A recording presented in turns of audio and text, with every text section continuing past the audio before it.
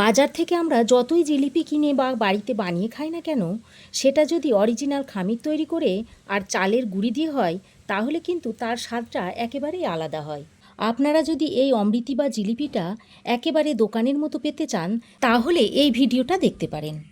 আজ আমি আপনাদের এই ভিডিওতে একেবারে খামির তৈরি করা থেকে শুরু করে অমৃতি ও জিলিপিটা কিভাবে বাড়িতে তৈরি করে নিতে পারবেন সেটাই দেখাবো। নমস্কার বন্ধুরা, তিয়াশাস রেসিপিতে সকলকে স্বাগত জানাই। আমার আজকের রেসিপি হলো মুচমুচে ও রসালো অমৃতি ও জিলিপি।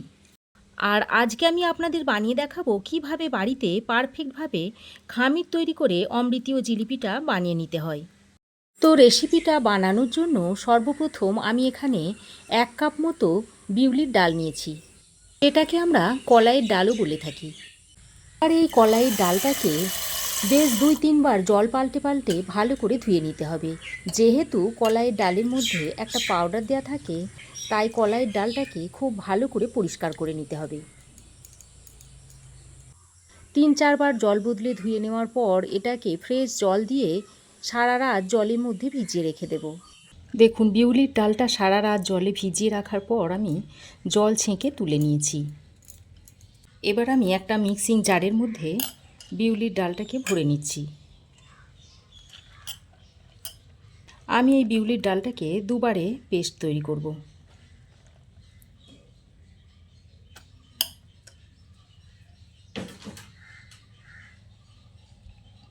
এর মধ্যে আমি খুবই সামান্য পরিমাণে এই 2 চামচ মতো জল দিয়ে দিচ্ছি।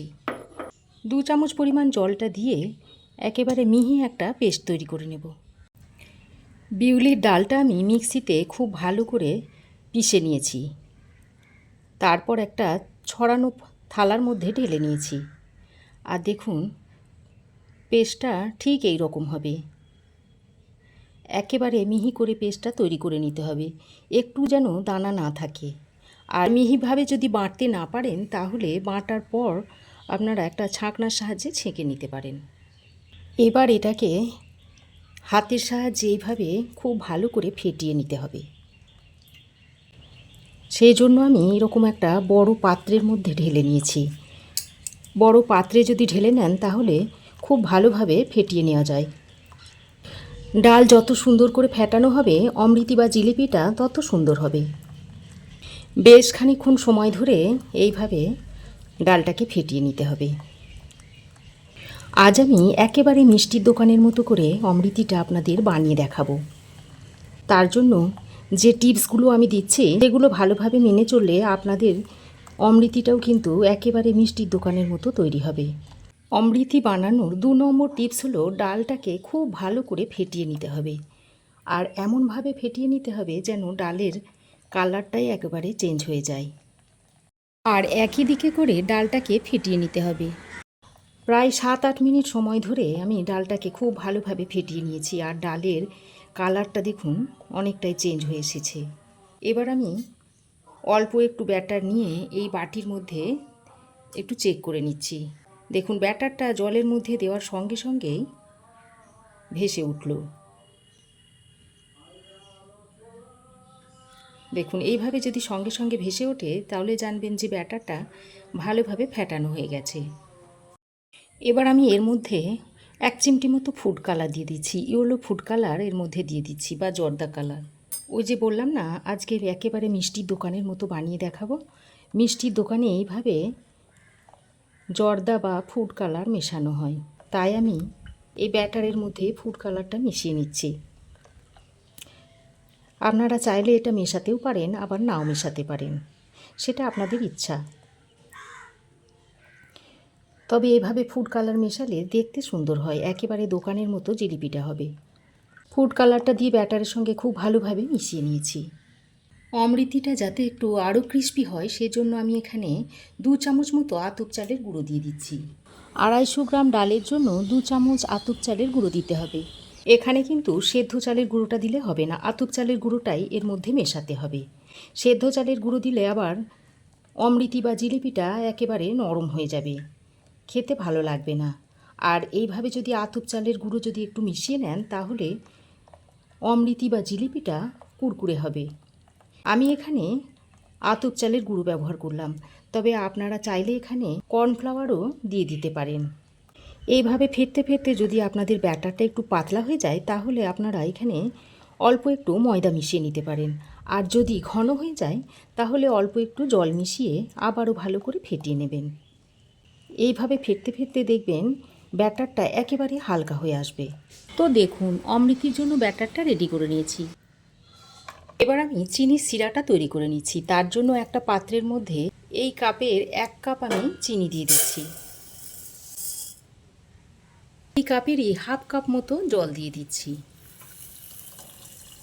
জিলিপি বা অমৃতির শিরাটা একটু মোটাই হয়। যা চিনি নেবেন তার হাফ অংশ জল দিয়ে দেবেন, তাহলে শিরাটা একটু মোটা হবে। আর রসে ডোবানোর পর জিলিপি বা অমৃতিটা ভালোভাবে রসটা টেনে নেবে আর ভালোভাবে রসের মধ্যে ডুবেও থাকবে। আমি গ্যাসের ফ্লেমটাকে অন করে দিয়েছি। তারপর এর মধ্যে দিয়ে দিচ্ছি 2টো ফাটিয়ে নেওয়া এলাচ। এই এলাচটা দিলে একটু সুগন্ধ হবে। চিনি শিরাটার মধ্যে যাতে একটু কালার আসে সেই জন্য আমি এর মধ্যে একটু কেশর দিয়ে দিচ্ছি আর অল্প একটু ইয়েলো ফুড কালার দিয়ে দিচ্ছি। তারপর এই সব কিছুকে একসঙ্গে ভালো করে ফুটিয়ে নেব। তারপর চিনিটা মেল্ট হয়ে আসা পর্যন্ত অপেক্ষা করতে হবে। এটা 1 তার বা 2 তার কোনো কিছুই হবে না। চিনিটা গলে গেলেই আমি শিরাটাকে নামিয়ে নেব। দেখুন, কিছুক্ষণ ফোটানোর পর চিনিটা গলে গেছে। আমি আর ফোটাবো না, এবার আমি নামিয়ে নেব। আর হাতে নিলে দেখুন এইরকম একটু চটচটে হবে। এরকম একটু চটচটে হলেই জানবেন যে শিরাটা ঠিকঠাক হয়েছে। ঠান্ডা হওয়ার পর যাতে চিনিটা দানা বেঁধে না যায় সেই জন্য আমি 1 টুকরো পাতিলেবুর রস এর মধ্যে দিয়ে দিচ্ছি। লেবুর রসটা দিয়ে আবারও একটু শিরার সঙ্গে ভালো করে মিশিয়ে নিচ্ছি। আর দেখুন কালারটা দেখুন কত সুন্দর হয়েছে। এবার এটাকে নামিয়ে নিচ্ছি। নামিয়ে এটাকে এক সাইডে এখন রেখে দিচ্ছি। আর যখন আমরা জিলিপিটাকে এর মধ্যে ডোবাবো তখন এই রসটা হালকা গরম থাকতে হবে। এবার আমি একটা দুধের প্যাকেট নিয়েছি। এবার এই প্যাকেটের মধ্যে ব্যাটারটাকে ভরে নেব। দুধের প্যাকেটটাকে আমি ভালো করে ধুয়ে পরিষ্কার করে নিয়েছি। তারপর এই যে ব্যাটারটা তৈরি করে রেখেছিলাম তার থেকে ব্যাটার নিয়ে এর মধ্যে ভরে নিচ্ছি। এই প্লাস্টিকের ব্যাগের মধ্যে ব্যাটারটাকে ভরে নিচ্ছি। এক সাইডে ব্যাটারটাকে ভরে নিতে হবে। তারপর এইভাবে করে এক কোণে নিয়ে মুখটাকে বেঁধে নেব। প্লাস্টিক ব্যাগের মুখটাকে আমি বেঁধে নিয়েছি। এবার একটু ছোট করে কেটে নেব, একটু সরু করে কেটে নিতে হবে। তারপর একটু এইভাবে চেক করে দেখছি ব্যাটারটা ঠিকঠাক পড়ছে নাকি। হ্যাঁ দেখুন, আর এখানে একটু প্র্যাকটিস করে নেবেন, তাহলে তেলে দেওয়ার সময় ভালো করে দিতে পারবেন। এদিকে দেখুন আমি একটা ছড়ানো পাত্রে বেশ খানিকটা সাদা তেল গরম করতে দিয়েছিলাম। জিলিপি বা অমৃতি ভাজার সময় তেলের টেম্পারেচারটা ঠিকঠাক থাকতে হবে, তা না হলে কিন্তু জিলিপি বা অমৃতি ভালো হবে না। তেলটাকে হাই হিটে ভালো করে প্রথমে গরম করে নিতে হবে। তারপর গ্যাসের ফ্লেমটাকে কমিয়ে দিয়ে লো টু মিডিয়ামে করে এরপর জিলিপিগুলো ছাড়তে হবে।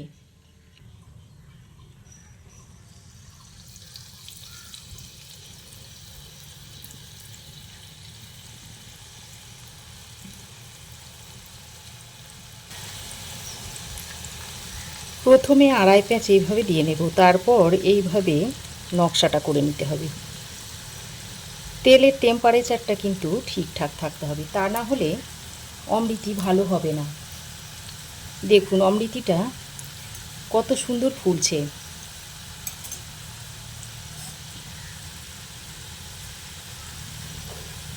আপনাদের অমৃতি যদি না ফোলে তাহলে আপনারা 1 চামচ বেকিং পাউডার মিশিয়ে নেবেন। বেকিং সোডা নয় কিন্তু বেকিং পাউডার মিশিয়ে নিতে পারেন, তাহলে দেখবেন সুন্দরভাবে অমৃতিটা ফুলে উঠবে। এবার আমি গ্যাসের ফ্লেমটাকে লো টু মিডিয়ামে করে ভালো করে অমৃতিগুলোকে ভেজে নিচ্ছি। এই অমৃতিগুলো ভাজার সময় যে খুব বেশি তেল লাগে তা কিন্তু নয়, অল্প তেলের মধ্যে অমৃতিগুলো ভালোভাবে ভাজা হয়ে যায়। তবে অমৃতি বা জিলিপিগুলো যে পাত্রে ভাজবেন সেই পাত্রটা যেন একটু ছড়ানো হয়, ছড়ানো পাত্রে অমৃতি বা জিলিপি খুব ভালো হয়। দেখুন দেওয়ার সঙ্গে সঙ্গে কিভাবে ফুলে উঠছে। তবে এই জিলিপি বা অমৃতি ভাজার সময় তেলের টেম্পারেচারটা কিন্তু খুবই ম্যাটার করে।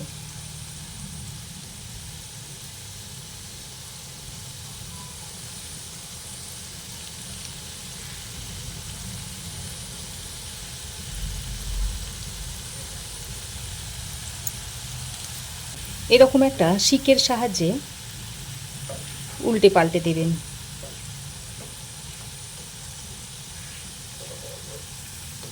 লো টু মিডিয়াম ফ্লেমে ভেজে নেবেন, তাহলে ভিতর পর্যন্ত খুব ভালোভাবে ভাজা হয়ে যাবে। আর এদিকে দেখুন রসটা এরকম হালকা গরম আছে, এরকম হালকা গরম থাকা অবস্থায় এবার দেখুন যেগুলো ভাজা হয়ে গেছে সেগুলোকে আমি তুলে নিচ্ছি। এইভাবে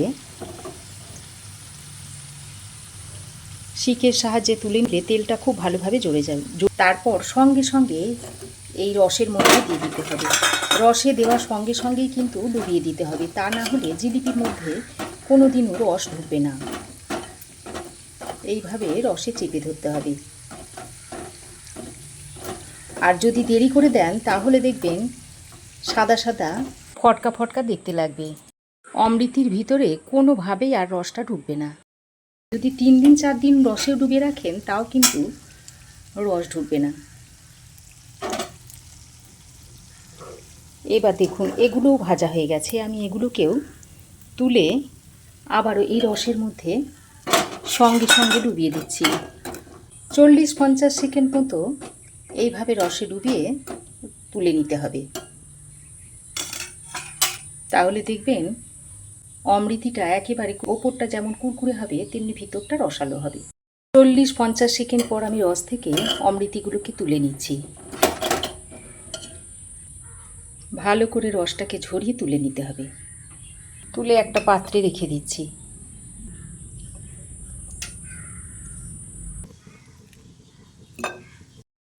আমি আপনাদের আরও কয়েকটা অমৃতি ভেজে দেখিয়ে দিচ্ছি।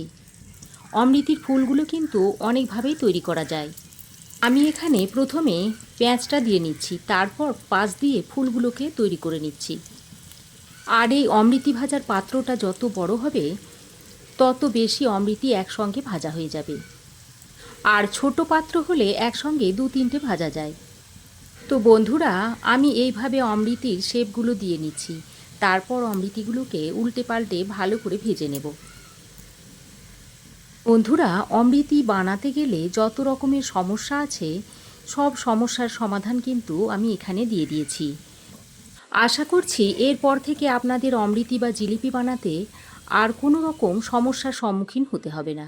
এভাবে তৈরি করলে জিলিপির মধ্যে দেখবেন রসও ভালোভাবে ঢুকে যাচ্ছে আর উপর থেকে মুচমুচেও থাকছে। আর 3-4 দিন পর্যন্ত এই জিলিপি বা অমৃতিটা আপনারা রেখেও খেতে পারছেন। দেখুন বন্ধুরা, 1 কাপ বিউলির ডাল দিয়ে কতগুলো জিলিপি বা অমৃতি তৈরি করতে পেরেছি। দেখুন কতটা মুচমুচে হয়েছে, দেখুন আর রসও ঢুকেছে, দেখুন কত সুন্দর। উপরটা যেমনই খাস্তা মুচমুচে হয়েছে আর ভিতরটা দেখুন রসে একেবারে ভরপুর। দেখুন কতটা রসালো। এর সঙ্গে আমি কতগুলো জিলিপিও বানিয়ে নিয়েছি। আশা করছি আমার এই আজকের দোকানের মতো পারফেক্ট অমৃতি বা জিলিপি রেসিপি আপনাদের ভালো লেগেছে। ভালো লাগলে একটা অবশ্যই লাইক দেবেন, বন্ধুদের মধ্যে বেশি বেশি শেয়ার করবেন, যাতে তারাও এরকম পারফেক্ট জিলিপি বা অমৃতি তৈরি করে নিতে পারে। আর যেন কমেন্ট করতে ভুলবেন না। পাশে থাকা বেল আইকনটা অবশ্যই প্রেস করবেন। আর আমার চ্যানেলে নতুন বন্ধু হয়ে থাকলে প্লিজ চ্যানেলটাকে সাবস্ক্রাইব করার অনুরোধ রইল। আজ এ পর্যন্তই। আবার দেখা হবে নতুন কোনো রেসিপি নিয়ে নেক্সট এপিসোডে। সে পর্যন্ত ভালো থাকবেন, সুস্থ থাকবেন। ধন্যবাদ।